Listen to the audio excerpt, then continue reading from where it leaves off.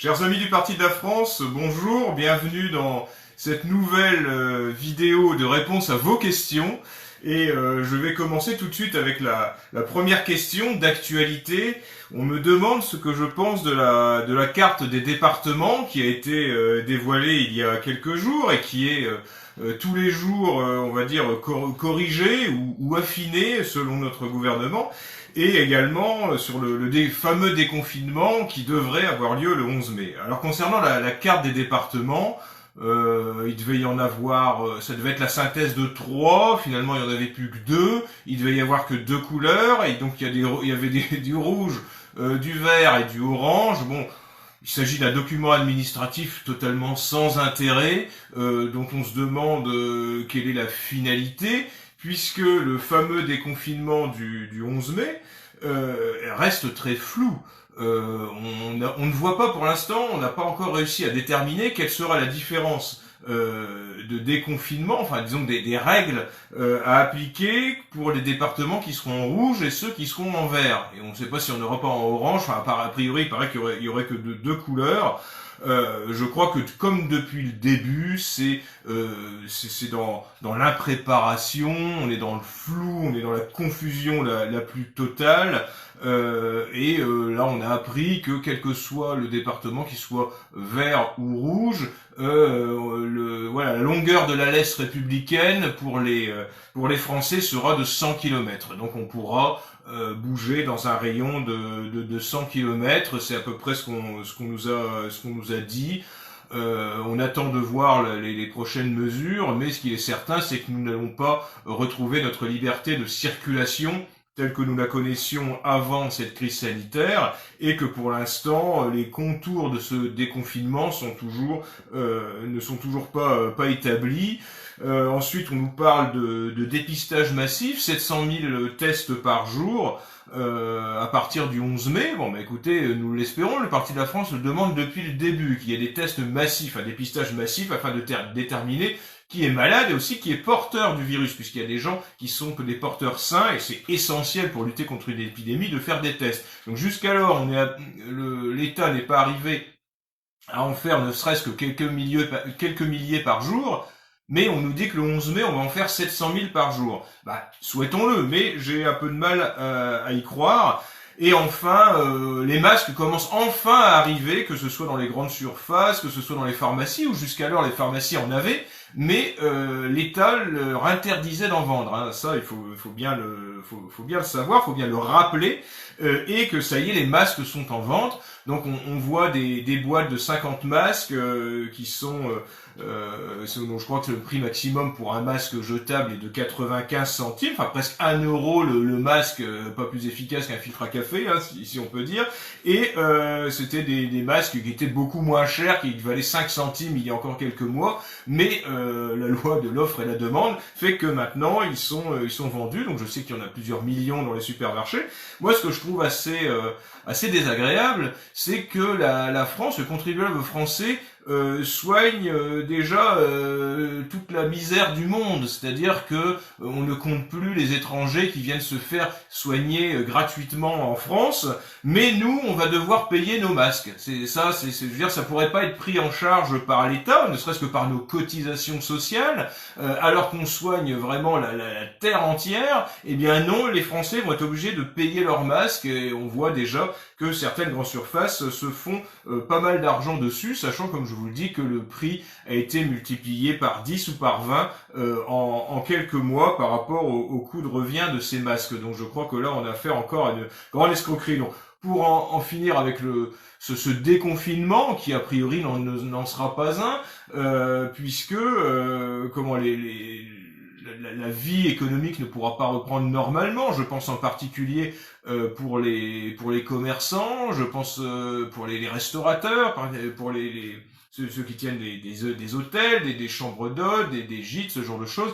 Ça va être très compliqué, et les mesures qui sont demandées à certains commerçants, artisans, sont insupportables et sûrement inapplicables. Je crois que là, on est évidemment, comme d'habitude, dans une gestion de bureaucrates totalement incompétents, qui sont incapables de s'adapter aux besoins réels et aux possibilités réelles de tout un chacun dans le cadre de son métier. On a vu aujourd'hui même Emmanuel Macron aller dans une école faire une grande opération de propagande et de communication dans une classe une classe. Vous savez, il y a quelques classes ouvertes quand même déjà actuellement où c'est principalement des enfants du personnel soignant qui sont accueillis dans ces classes, et donc Emmanuel Macron y est allé. Alors évidemment le casting, il y avait des petits, c'était de toutes les couleurs. Voilà, c'était le casting Benetton dans la classe. Tout était calibré, tout était prévu. Et là, Emmanuel Macron est venu dans cette classe dire que tout allait bien. Donc il n'a rien annoncé de nouveau, bien sûr, mais de dire que voilà, qu'il fallait reprendre l'école, alors que ce sont tout de même les écoles, c'est la première chose de manière tout à fait logique, ce sont les premiers établissements qui ont été fermés dès le début de la pandémie. Mais là, on nous explique que l'important c'est de les rouvrir le plus rapidement possible dans des conditions optimales de sécurité sanitaire. Je demande à voir pour appliquer ça dans les écoles maternelles et dans les écoles primaires. Je pense que ça va être coton. Je souhaite bien du plaisir aux instituteurs, mais voilà, je crois que c'est tout à fait symbolique de la gestion de cette crise par notre gouvernement. Toujours dans le même cadre, on m'a parlé aussi du scandale en fait de l'interdiction des messes dans les églises depuis le début du confinement. Effectivement, je pense que c'est totalement scandaleux. Je rappelle que le Parti de la France, dès le 20 avril, a été le premier parti politique à demander la réouverture des églises pour qu'on puisse y célébrer la messe. Sachant que tout au cours des siècles, lorsque notre pays a été touché par des pandémies autrement plus graves que celle du coronavirus, beaucoup plus mortelles, jamais les messes n'ont été interdites, jamais l'État n'a pris de mesures visant à empêcher que les messes aient lieu. Donc c'est tout à fait, et d'autant plus maintenant que les messes ne pourront pas reprendre avant le fin mai, début juin. Enfin, disons que là, on va rouvrir complètement les transports en commun, mais par contre, il ne va pas être possible pour l'instant d'assister à une messe dans sa paroisse. Donc, je pense que aussi, il y a eu un manque de combativité de l'Église conciliaire très important, puisque si nos évêques avaient été un petit peu plus virulents, je pense qu'il aurait été possible que ces églises soient ouvertes plus vite. Évidemment, nos gouvernants sont des laïcards, ce sont des gens qui ne se considèrent pas comme chrétiens, qui rejettent notre culture chrétienne, qui rejettent cette base de la civilisation française, de la civilisation européenne. Et on a pu voir, d'ailleurs, par un simple exemple, à l'enterrement de Johnny Hallyday, Monsieur Macron refusait de faire le signe de croix avec le goupillon. C'était beaucoup trop dur pour lui, beaucoup trop difficile. En revanche, lorsqu'il va dans une synagogue, il n'hésite pas à mettre une kippa sur sa tête. Donc voilà, on a pu voir que l'Église conciliaire n'a pas été assez virulente pour se faire entendre. On a pu aussi voir des interventions policières dans des églises. Je doute que ces mêmes policiers seraient intervenus ils sont intervenus pendant une messe, pendant des messes qui soi-disant n'étaient pas autorisées. Je crois que même une était autorisée, il n'y avait pas de fidèles, mais ils ont déboulé dans l'église quand même. Je doute que ces forces de l'ordre auraient fait autant de zèle dans une mosquée ou dans une synagogue. Également, on me dit, un internaute me dit aussi, me demande si je ne suis pas choqué que l'État mette toutes les religions sur un même pied d'égalité. Évidemment que si, c'est choquant, puisque la France est fille aînée de l'Église, la France est catholique, et la France n'est pas musulmane, la France n'est pas juive, la France n'est pas bouddhiste, et il est certain que la religion française, la religion prioritaire, je ne dirais pas d'État bien sûr, mais la religion des Français, c'est la religion catholique. Bien sûr, notre État laïcard, nos gouvernants laïcards ont bien sûr mis sur le même pied d'égalité, bien sûr, tout l'ensemble des religions, mais juste une question que j'aimerais poser, j'ai déjà la réponse, je doute que pendant toute cette période de confinement, les mosquées soient restées vides. Je doute que les synagogues soient toutes restées vides.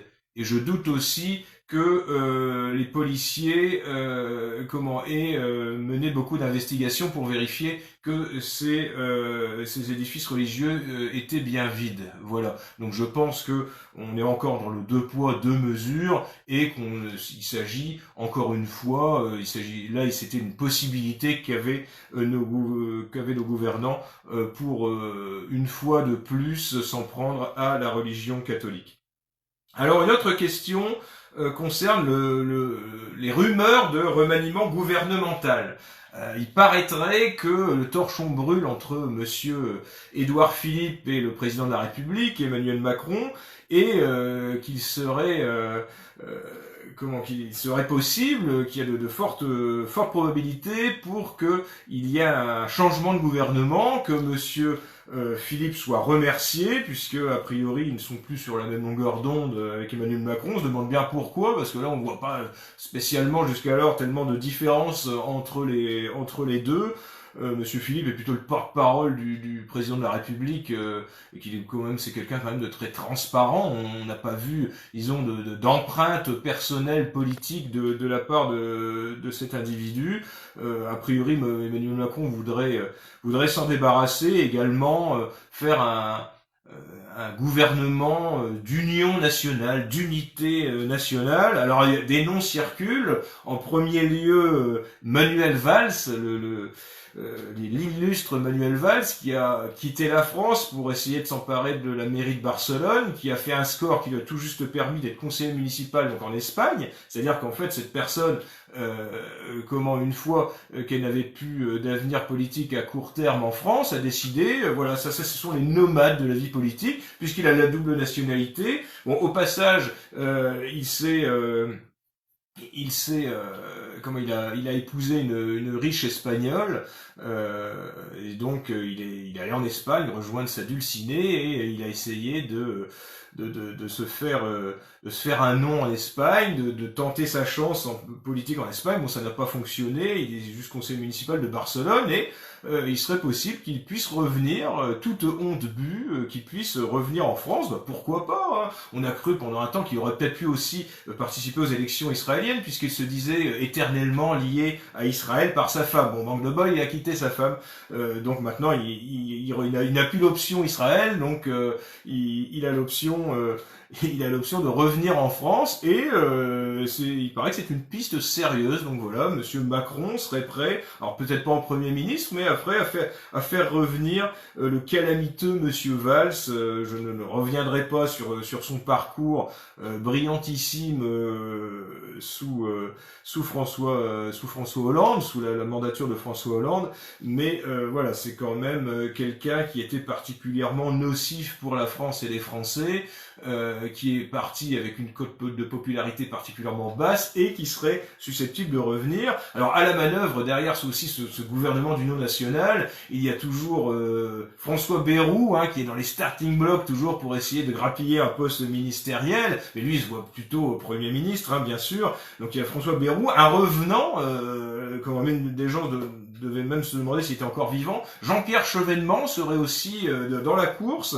Il y aurait Stéphane Le Foll, également l'ancien ministre socialiste.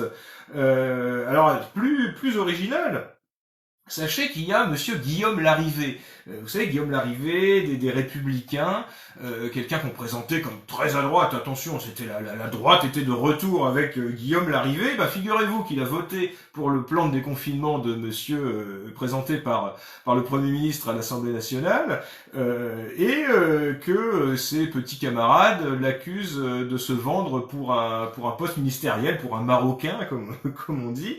Donc voilà, monsieur Larrivé, qui était soi-disant représenter l'avenir très droitier des Républicains, eh bien, serait peut-être tenté de rejoindre monsieur Macron au sein de cet hypothétique gouvernement d'union nationale. Il y aurait aussi monsieur Geoffroy Didier, là c'est un peu moins surprenant. Alors si, le grand retour voilà, de l'égérie des bobos parisiens, Nathalie Kosciusko-Morizet aussi, elle est pressentie pour intégrer ce gouvernement. Donc voilà, vous voyez, c'est vraiment des gens qui ont une grosse colonne vertébrale politique, pétrie de convictions, et qui vont évidemment voilà, par leur conviction, par leur amour de la France et leur démonstration précédente au sein de la vie politique française, ont vraiment apporté le renouveau. Et cerise sur le gâteau, on parle aussi de Nicolas Sarkozy. Alors évidemment, poste de Premier ministre, je doute qu'il accepte un poste de secrétariat d'État, mais apparemment Sarkozy serait prêt à également proposer ses services à Emmanuel Macron. Donc vous voyez vraiment que toute cette clique, toute cette caste n'a aucune conviction, est prête à se vendre au plus offrant pour essayer de retrouver pour certains d'entre eux les ors de la République qu'ils ont quittés un peu trop précipitamment à leur goût. Donc évidemment, il n'y a rien à attendre de ce type de gouvernement. On prend les mêmes et on recommence. Ce sont des gens qui se sont illustrés par leur incompétence lorsqu'ils étaient aux affaires, et évidemment, ça ne changera strictement rien s'ils venaient intégrer un nouveau gouvernement. Alors j'ai une question originale qui m'a été posée. On m'a demandé quelle personnalité de gauche trouve grâce à mes yeux. Quelle personnalité de gauche? Alors j'ai cherché quand même, parce que bon, c'est pas forcément évident d'en trouver une comme ça. Et ben j'en ai une qui m'est venue assez vite. C'est Lionel Jospin, qui a eu la dignité en 2002, après qu'il ait été battu au premier tour des élections présidentielles, qui était Premier ministre sortant de cohabitation à l'époque, et qui est battu au premier tour par Jean-Marie Le Pen, qui lui est passé devant, et qui a eu la dignité de se retirer de la vie politique française. Je trouve que c'est une attitude digne qu'on retrouve rarement chez les gens de gauche. Donc voilà, alors c'est pas avec cet ancien trotskiste que j'ai la moindre affinité idéologique, mais j'ai trouvé son geste tout de même assez noble, assez remarquable. Et sinon, d'un point de vue idéologique, de deux personnes qui ont fait leur carrière à gauche, mais qui ont eu des positions, on va dire, assez iconoclastes dans leur famille politique de pensée. Je pense à Roland Dumas tout d'abord, et également à Hubert Védrine. Donc je ne vais pas développer, mais si vous y intéressez un peu, ce sont deux personnes de gauche, qui ont fait toute leur carrière politique à gauche, mais qui ont des positions, en particulier dans le domaine géopolitique, qui se rapprochent de celles de la droite nationale.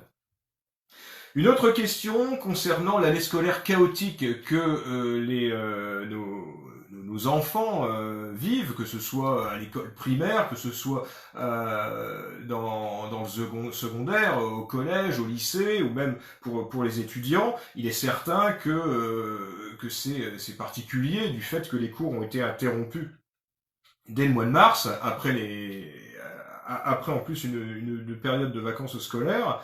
Et l'internaute me demande s'il ne serait pas préférable de favoriser le redoublement, en particulier pour les élèves en difficulté, plutôt que le passage automatique. Alors il s'agit d'un problème qui est hors du contexte actuel, puisque le redoublement maintenant n'existe quasiment plus. Autant auparavant, il y avait des parents qui se battaient pour que leur enfant passe dans la classe supérieure, autant maintenant c'est l'inverse, c'est-à-dire que le passage est acquis de droit, c'est une aberration, le redoublement, par contre, doit être demandé explicitement par les parents, est accordé sous certaines conditions par les établissements scolaires, donc c'est tout à fait une aberration, mais ça c'est un problème scolaire général, de baisse du niveau, d'abandon de l'éducation nationale des élèves en difficulté, puisque c'est totalement... Enfin, je veux dire, ça n'a aucun sens de faire passer un élève qui n'arrive pas à suivre à un niveau de classe et de le faire passer dans le niveau supérieur, à tel point que l'on arrive aujourd'hui où dans des classes, on révise des programmes qui auraient dû être reçus déjà il y a 3 voire 4 ans précédemment, donc 4 niveaux en dessous, puisqu'on est obligé de s'adapter. Malheureusement, bien souvent, les professeurs sont obligés de s'adapter au niveau des plus faibles. Donc c'est un problème qui ne concerne pas seulement cette année. Alors c'est sûr que cette année, à mon avis, le bac, le brevet, les différents examens universitaires vont sûrement être bradés. Ils le sont déjà habituellement, mais là ils vont l'être encore plus du fait du contexte sanitaire et de l'impossibilité pour beaucoup d'élèves d'aller en cours et de suivre un cursus normal. Mais bon, ce problème scolaire est général, ce problème éducatif est général et ne peut pas être traité là aujourd'hui, mais il est certain, le Parti de la France est tout à fait favorable au retour du redoublement et à la réorientation scolaire, en particulier vers les filières professionnelles, très rapidement, dès l'âge de 13-14 ans, de 14 ans, qu'on puisse réorienter les élèves qui n'arrivent pas à suivre le cursus général. Il y a un manque d'effectifs, en particulier dans tous les métiers techniques, et je pense qu'il faut revaloriser l'enseignement professionnel et que tous les élèves ne sont pas faits pour suivre un enseignement général jusqu'au bac, et après d'aller à l'université. Je pense qu'il y a d'autres filières qu'il faut mettre en avant, qu'il faut développer, dont il faut développer l'attractivité, et qu'il y a tout à fait de possibilité de former tous les Français, tous les jeunes Français dans leur domaine de compétences. Une autre question sur un sujet d'actualité, l'agression entre guillemets, puisque c'est une agression verbale, mais qui a été filmée, d'Éric Zemmour par une racaille nord-africaine. Vous ne serez pas étonné, hein, quelqu'un d'ailleurs qui l'a avoué, hein, quelqu'un au QI relativement bas, puisque il a expliqué ensuite, après avoir donc insulté, abreuvé d'injures dans la rue Éric Zemmour, qui sortait, enfin qui rentrait ses courses, voilà, cette tracaille afro-maghrébine a dit mais je ne pouvais pas faire autrement que de l'insulter, puisque Zemmour est très fort en débat et que je n'avais pas les capacités. Donc voilà, au moins il y a une certaine lucidité sur son niveau intellectuel, et donc voilà, il a fait ce que beaucoup de ses congénères font, c'est-à-dire immédiatement insulter les parents, voilà, agonir d'injures, cracher son venin, et il s'est filmé fièrement, il a mis ça sur les réseaux sociaux, pensant avoir sûrement fait un acte de bravoure. De toute façon, de ces gens-là, en général, la bravoure, c'est une notion qu'ils ne connaissent pas. Je salue la réaction très digne d'Éric Zemmour, qui a expliqué sur CNews que ce n'était vraiment pas grand-chose par rapport à ce que subissent beaucoup de Français de manière très anonyme, qui se font agresser, pour des Françaises qui se font violer, pour des Français qui se font même tuer. Donc j'ai trouvé sa réaction tout à fait mesurée et lucide, et que je salue. Ensuite, on me demande aussi si je ne suis pas agacé par le fait que voilà, Monsieur Zemmour bénéficie d'un soutien quasi unanime de la part de la classe politico-médiatique française. Bon, la France insoumise mise à part, mais eux, ils ont fait le choix de l'islamo-gauchisme. Donc eux soutiennent les racailles. Eux, la racaille afro-musulmane est véritablement leur cible électorale. Même si on voit que leur meeting, il n'y a que des vieux blancs en général. C'est très très blanc, hein, les meetings de Mélenchon, vous verrez. Ils ont beau dérouler le tapis rouge pour l'immigration afro-musulmane, ils n'arrivent pas à attirer, tout du moins au niveau de leurs militants, ils n'arrivent pas à attirer. Mais voilà, sinon l'ensemble de la classe politique a condamné, oui, voilà, c'est très bien, elle condamne, et on me demande si ça m'agace pas, puisque la droite nationale subit ce genre de traitement, ce genre d'insultes, ce genre d'agression, et souvent accompagné de violence, de la part de la racaille afro-maghrébine, et évidemment ça ne suscite aucune compassion ni même dénonciation de la part des médias qui souvent nous accusent même d'avoir provoqué ce déferlement de haine. Écoutez, nous sommes habitués, et puis nous ne sommes pas comme Monsieur Zemmour. Lui, Monsieur Zemmour fait partie du sérail médiatique. D'ailleurs, il ne s'en écarte pas. Il n'a pas de velléité politique. Il n'y aurait peut-être pas forcément le même traitement si Monsieur Zemmour s'engageait en politique, mais pour l'instant, il reste chroniqueur. Voilà, on voit bien que Monsieur Zemmour fait partie de la caste des intouchables et que ça ne concerne pas les petits blancs qui, eux, veulent défendre la France française. C'est évident que le traitement dont Monsieur Zemmour bénéficie de la part de ses pairs au sein des médias, de la part de la classe politique, n'est évidemment pas la même pour nous, mais nous le savons que nous sommes les parias de la scène politique française, que Éric Zemmour, par ses prises d'opposition, par ses analyses, rejoint la plupart de nos propositions, mais Monsieur Zemmour reste dans un métier de presse, de journaliste, de polémiste si on veut, mais il n'a pour l'instant pas franchi le pas politique. Donc peut-être, comme je vous le disais, que le traitement serait différent s'il décidait de rentrer dans l'arène politique, ce qui n'est pas le cas aujourd'hui. Une autre question, on me demande si je devais rédiger moi-même ma page Wikipédia, ce que j'y mettrais. Moi je pense que ce n'est pas à la personne elle-même, à moins d'être complètement narcissique ou mégalomaniaque, de rédiger sa page Wikipédia. Il me semble que je n'en ai pas pour l'instant, je le vis très bien. Moi, à partir du moment où c'est honnête, je demande pas une hagiographie, je demande simplement que ce soit honnête, qu'il n'y ait pas d'erreur factuelle, ni d'erreur sur mon discours politique, sur mes orientations politiques. Donc, à partir du moment où cette page reflète la réalité, je l'accepterai, mais je ne la rédigerai pas moi-même. À la rigueur, si j'en voyais une avec des erreurs énormes, évidemment, j'essaierai. Alors, je ne sais pas trop comment ça fonctionne, cette encyclopédie participative, mais voilà, j'essaierai de faire corriger cela, mais je ne compte pas la rédiger moi-même. Une question, un internaute me demande quels pays actuels sont d'après moi sur une bonne voie politique. Moi j'estime que les pays qui font passer leurs intérêts, les intérêts nationaux avant tout, l'intérêt national de leur pays et également de leur peuple, sont sur la bonne voie nécessairement. Quels que soient ces pays, mais vous savez, des pays ethno-masochistes qui renoncent à leur souveraineté au profit du cosmopolitisme, du mondialisme, ce ne sont que quelques pays européens, quelques pays d'Europe de l'Ouest. La majorité des pays et des dirigeants des pays, quels qu'ils soient, quelles que soient leurs valeurs, tentent de privilégier les intérêts nationaux et les intérêts de leur peuple.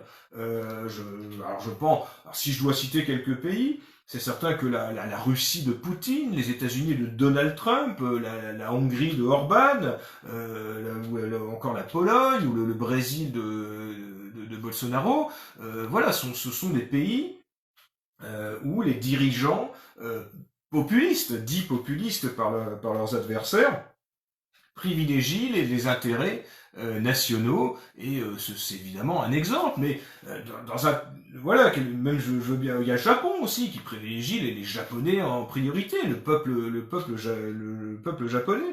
Mais je vais prendre deux autres exemples, peut-être un peu provocateurs, mais l'Inde par exemple, ou la Chine. Même si la Chine a un régime qui prend le pire du régime capitaliste et le pire du régime communiste, on est bien d'accord, la Chine que subit le propre peuple, le peuple chinois depuis des décennies, ça on est bien d'accord, mais la Chine, les dirigeants chinois travaillent dans l'intérêt de la Chine, de leur nation, même si c'est une nation communiste, même si c'est une nation une nation qui se comporte comme un prédateur économique en particulier, et même hégémonique, hein, ça ne fait aucun doute. Mais voilà, il ne s'agit pas de se fondre dans un nouvel ordre mondial comme essaient de le faire nos dirigeants nationaux et certains dirigeants de pays d'Europe de l'Ouest. Je crois qu'il faut revenir aux fondamentaux de l'État national, c'est-à-dire servir le peuple français, servir les intérêts de la nation. Alors, autre sujet d'actualité, on me demande ce que je pense de la Ligue de défense noire africaine. La LDNA. Alors peut-être certains d'entre vous ne connaissent pas, donc là ils se sont fait fait remarquer, ils se sont illustrés ces jours-ci. Il y a eu une affaire de harcèlement, on va dire, à Apt, dans le Vaucluse. Alors je vous résume les faits. Disons, une famille française a un voisin africain qui vit là avec toute une smala. Donc il y a déjà a priori des problèmes avec la police pour trafic de cannabis, qui faisait pousser d'ailleurs son cannabis dans son jardin, et qui était un voisin assez irascible et insupportable. Donc des noms d'oiseaux s'échangeaient, donc il y avait des querelles de voisinage. Et la mère de famille a craqué, il y a eu une altercation avec ce voisin et ses enfants, qui a été filmée, qui a été diffusée sur les réseaux sociaux, et il y a un déferlement de haine inimaginable s'est déclenché à l'égard de cette famille, à l'égard de cette femme, et même à l'égard de leur fille de 3 ans, puisque des appels au meurtre, au viol, au démembrement, je n'invente rien, ont été faits par des Afro-Maghrébins sur Twitter, donc avec des menaces de mort et tout ce qui s'ensuit. Mais c'est ça, pas juste quelques-unes, des milliers. Vous savez, c'est comme pour l'affaire Mila. Cette jeune lesbienne qui avait blasphémé l'islam, eh bien ce sont des milliers d'afro-musulmans, donc là ce sont principalement des milliers d'Africains, de Noirs qui s'en sont pris de manière haineuse à cette famille, sans connaître la véracité des faits, et qui ont donc pris parti, qui ont harcelé cette famille, et ça a été mis en œuvre par cette fameuse LDNA, donc Ligue de défense noire africaine. C'est une sorte de petit groupuscule raciste anti-blanc qui s'est d'ailleurs déjà illustré. Ils avaient profané la statue de Jeanne d'Arc il y a quelque temps. Ils s'étaient également fait remarquer à l'exposition Toutankhamon, vous savez, à Paris, à la Villette. Ils étaient allés manifester devant en disant que ça appartenait aux Noirs, que les pharaons c'était des Noirs. Hein. Vous savez, ils doivent même croire. Ces gens sont tellement, parce que là on n'est même plus dans le QI, dans le bas QI de l'agresseur d'Éric Zemmour. Là on est encore en dessous. On est vraiment dans le rouge de la carte des QI du QI mondial. Là on est vraiment, ce sont des gens qui pensent que le film Black Panther et Wakanda existent. Vous savez, voilà, là on est vraiment à ce niveau-là. Ils croient aux pyramides volantes qui ont été inventées par les pharaons noirs. Voilà, donc on est vraiment à ce niveau-là. C'est eux aussi qui sont allés titiller Patrick Balkany. Bon là, ils ont été condamnés pour ça. Ils se sont pas pris à la bonne personne, à la bonne caste, on va dire. Et donc là, on a appris lors de leur procès que leur leader Alors, il se fait appeler par un nom, voilà, il y a un surnom imprononçable. Il s'appelle Sylvain A. Si j'ai pas son nom exact. Mais on a appris lors de ce procès que donc le leader de la NDNA était un pointeur. En fait, il avait été condamné en 2014 pour viol sur une personne vulnérable. Donc voilà, cette personne qui veut donner des leçons, en fait, a violé une handicapée mentale, je crois, en 2014, a été condamné à 7 ans de prison. Il était sorti, je crois, 1 an ou 2 après, merci la justice française, hein, bien sûr. Et donc voilà, c'est cette personne qui veut donner des leçons aux Français. Donc la question était qu'en faire, les mettre en prison, dissoudre. Bon déjà, ces gens-là sont, voilà, à chaque fois qu'ils font voilà, une action coup de poing, un happening, hein, si on peut dire, c'est toujours sans risque. C'est jamais dans des endroits où ils risquent où ils risquent grand chose. Quand ils s'en prennent à quelqu'un, c'est toujours à plusieurs, jamais voilà, ou quelqu'un qu'on va surprendre à la sortie de son travail ou devant chez lui, ou voilà, ou même Monsieur Balkany qui était tout seul dans la rue, enfin avec il devait avoir une ou deux personnes avec lui, mais c'est tout. Et là ils arrivent en meute, vous savez, les célèbres techniques afro-maghrébines d'agression, qu'elles soient physiques ou verbales. Et donc voilà, ces personnes ne se mettent jamais véritablement en danger, on va dire en danger physique. Donc, outre qu'ils méritent, à mon avis, une bonne leçon, je pense qu'il faut, voilà, les remigrer. Les remigrer, et je pense qu'ils en seront heureux. Ce sera vraiment la remigration heureuse, puisqu'ils se sentent oppressés dans un pays raciste, qui, d'après eux, opprime les Noirs. Eh bien, je pense que ce serait une libération pour eux de retourner sur la terre de leurs ancêtres qu'ils revendiquent. C'est-à-dire que nous leur proposons un aller simple pour le Wakanda, donc ils pourront découvrir leur pays d'origine et puis s'y épanouir au sein de l'Afrique prospère, riche, prospère, tranquille, paisible et pacifique. Voilà, donc nous renverrons ces gens chez eux et je pense qu'ils en seront ravis.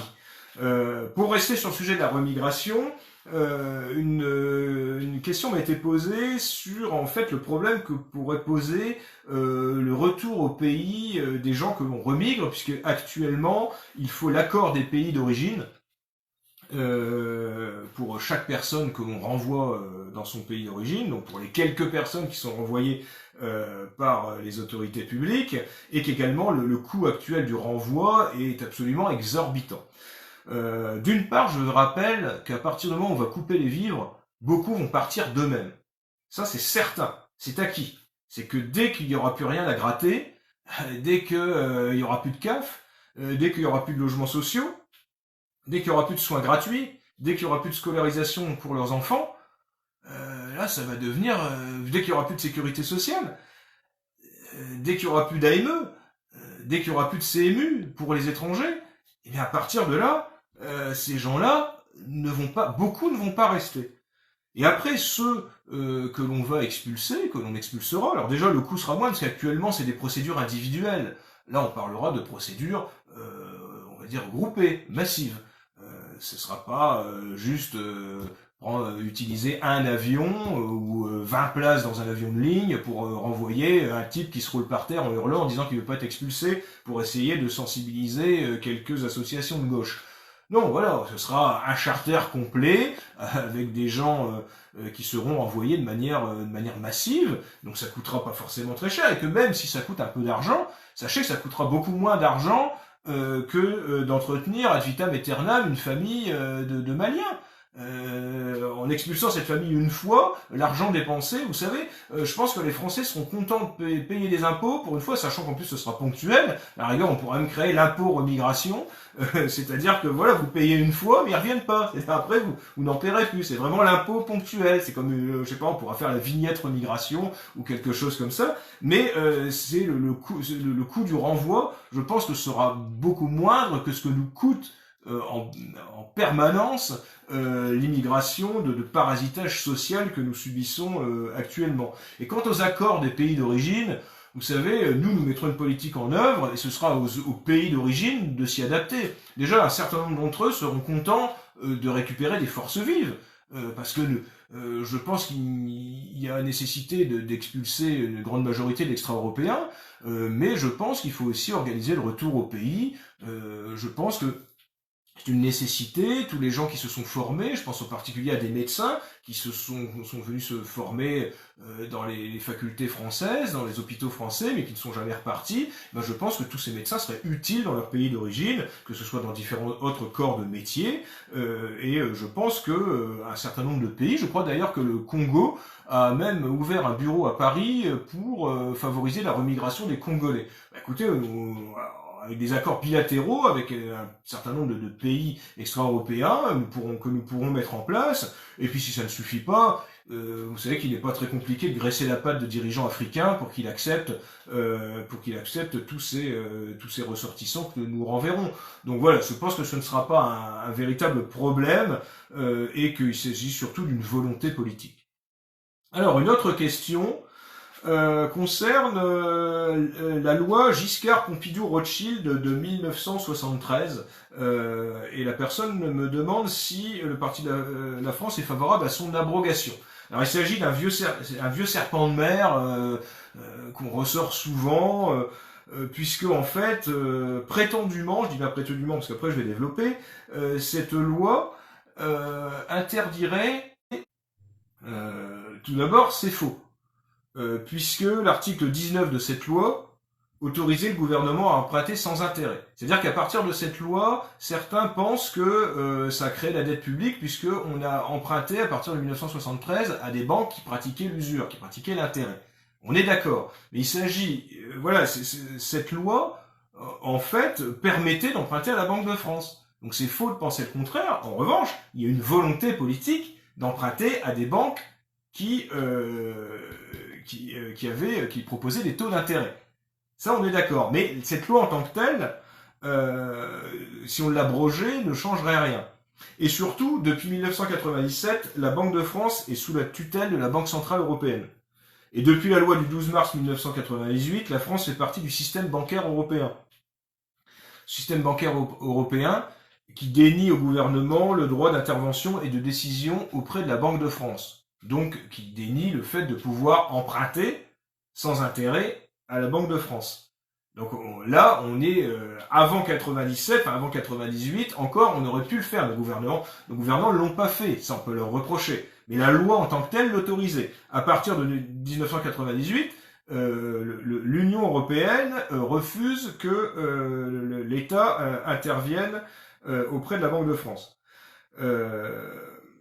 En fait, la loi de 1973 n'interdit pas l'emprunt sans intérêt, comme je vous le disais, mais c'est la soumission à l'Union européenne aujourd'hui qui rend impossible cet emprunt auprès de la Banque de France. Donc abroger la loi de 1973 n'aurait d'efficacité que si nous quittions en fait la zone euro et si on retrouvait notre souveraineté économique et monétaire. C'est tout un édifice global. Il ne suffirait pas d'abroger cette loi pour pouvoir retrouver une certaine prospérité, annuler notre dette. Il ne faut pas croire que juste la suppression d'un texte de loi serait une solution. Tout est une question de volonté politique et les traités, les lois nuisibles ne sont que les résultantes, pas les causes de nos problèmes actuels. Alors, une question sur les lois. Alors, je l'avais déjà abordé, il me semble, mais bon, la politique est l'art de la répétition, et donc je n'hésite pas à réaborder le sujet. Concernant les lois liberticides, Pleven, Guesso, Perben, Taubira, tout cet ensemble de lois qui ont été votées pour museler les Français, pour empêcher le libre débat d'idées, le libre débat politique. Et donc on me demandait si le parti de la France était favorable à leur abrogation. Oui, dès sa création, le parti de la France fait de l'abrogation de ces lois liberticides qui castrent moralement et politiquement les Français, c'est une priorité. D'ailleurs, ce sera peut-être la première mesure que le parti de la France prendra s'il arrive au pouvoir, s'il arrive aux manettes, c'est justement d'abroger ces lois. qui pourrit le débat politique français, qui pourrit la vie sociale des Français, parce qu'en plus, ces lois ne vont que dans un sens, toujours. Le racisme anti-blanc ne fait pas partie du logiciel de conception de ces lois, bien sûr, ça ne s'applique qu'aux Français dans un certain sens. C'est une priorité, voilà, pour le parti de la France. Évidemment, il y aura des limites, et ces limites sont l'insulte, sont la diffamation. Mais je pense qu'il ne faut pas imposer de limites juridiques de plus en plus restrictives, comme ça l'est actuellement, dans le débat politique français, au sein d'une démocratie saine. On nous rebat les oreilles systématiquement de démocratie, de citoyenneté, de débat, de démocratie participative même. Et eh bien, nous estimons que les Français doivent pouvoir s'exprimer librement, évidemment dans la limite, comme je vous le disais, dans la limite judiciaire de l'insulte et de la diffamation. Enfin, donc dernière question qui arrivait sur le fil là tout à l'heure, juste avant que je commence l'émission. On me demande ce que je pense du clash qu'il y a eu récemment entre Henri de Lesquen et Daniel Conversano. J'ai été au courant parce qu'on m'a envoyé un passage de vidéo où effectivement voilà, le torchon brûle, on va dire, entre ces deux personnes. Voilà, Daniel Conversano est un ami, Henri de Lesquen, j'ai de très bonnes relations avec lui, donc il ne s'agit pas de prendre parti. Moi, je suis déjà, bon, voilà, tout ce qui est clash, en particulier sur YouTube, ce genre de choses, entre personnes qui, en plus, partagent l'essentiel, je trouve ça totalement contre-productif. Je trouve ça bien dommage. Et disons que moi, en général, quand j'ai des soucis avec quelqu'un, en particulier politique, j'évite de les régler sur la place publique.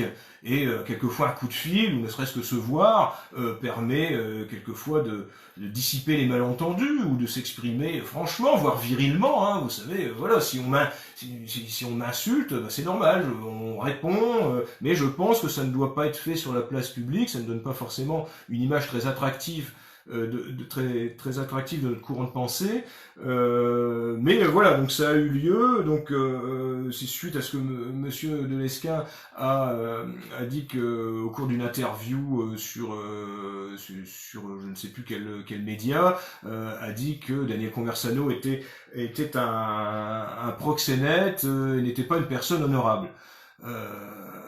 Voilà, après, une fois qu'on dit ça, en plus de manière publique, au cours d'une interview, évidemment, il faut bien s'attendre à avoir une réponse virulente. C'est sûr que moi, si on me traitait de la sorte, alors je ne sais pas si je répondrais par l'intermédiaire d'une vidéo ou quelque chose, mais il est certain que je tâcherai de régler ce problème avec la personne qui m'aurait insulté. Donc voilà, Daniel Conversano a répondu au cours d'un de ses lives sur YouTube, en parlant de diverses turpitudes supposées d'Henri de Lesquen. Donc voilà, moi je pense qu'à partir du moment où on met le doigt dedans, voilà, il faut s'attendre, enfin à partir du moment où on insulte quelqu'un, il faut s'attendre à avoir quelque chose en retour, avoir une réponse. Donc voilà, il ne s'agit pas de prendre parti, mais à partir du moment où on insulte quelqu'un, il faut s'attendre nécessairement à ce que cette personne se défende, c'est normal. Bon voilà, moi j'estime que c'est mieux de régler son linge sale en famille. Quelquefois, voilà, je sais que comme notre société, le milieu, notre courant de pensée, c'est aussi dévirilisé. À une certaine époque, bon, je ne suis pas si vieux que ça, mais ce genre de choses se réglait parfois de manière virile, mais pas derrière les caméras. Mais voilà, je pense que c'est des choses qu'il faut éviter, et par contre ne pas s'étonner que quand on insulte quelqu'un, cette personne réponde. Voilà, bah écoutez, chers amis, on se retrouvera, je pense, prochainement pour une autre série de questions auxquelles je répondrai. Donc en ce moment, le rythme est d'une fois tous les 15 jours, donc je pense que c'est un rythme correct, sauf si l'actualité, donc je pense que la prochaine fois sera dans 15 jours, sauf si l'actualité faisait que je doive intervenir plus rapidement. Je vous annonce que dimanche, je ne sais pas encore à quelle heure, je ferai une petite vidéo d'hommage à Sainte Jeanne d'Arc, puisque c'est la fête Jeanne d'Arc dimanche, et donc je ferai une petite vidéo. Donc sur ce même média, ce sera sur la page Facebook du Parti de la France. Voilà, je vous dis à très bientôt, au revoir.